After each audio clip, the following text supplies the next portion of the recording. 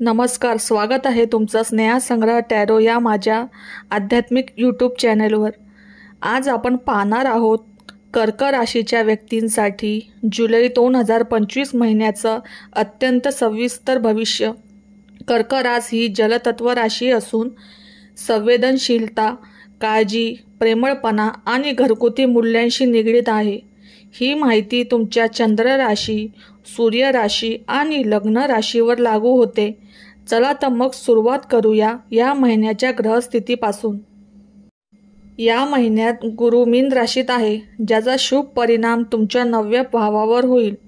शनीचा प्रभाव 8व्या भावात आहे, त्यामुळे आतून थोडं अस्थिर वाटू शकतं, पण याच काळात तुम्ही काही जुने कर्मही तुमचे पूर्ण होतील।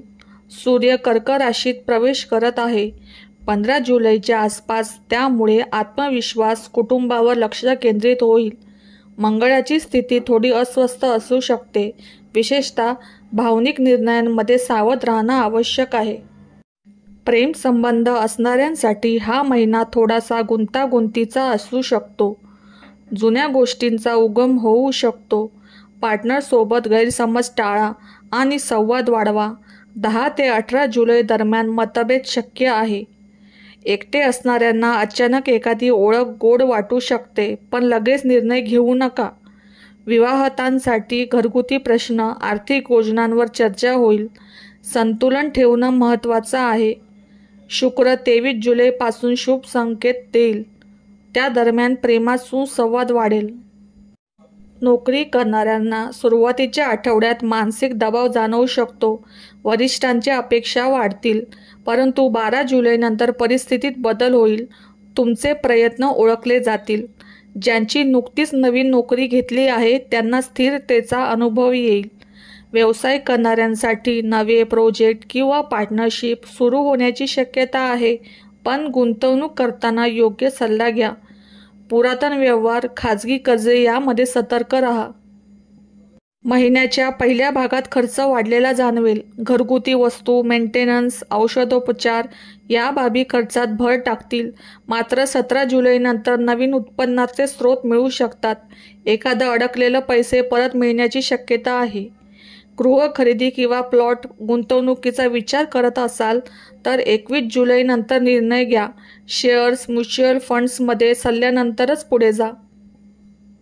कुटुंबात एखाद्या सदस्याचं आरोग्य काळजीचं कारण ठरू शकतं।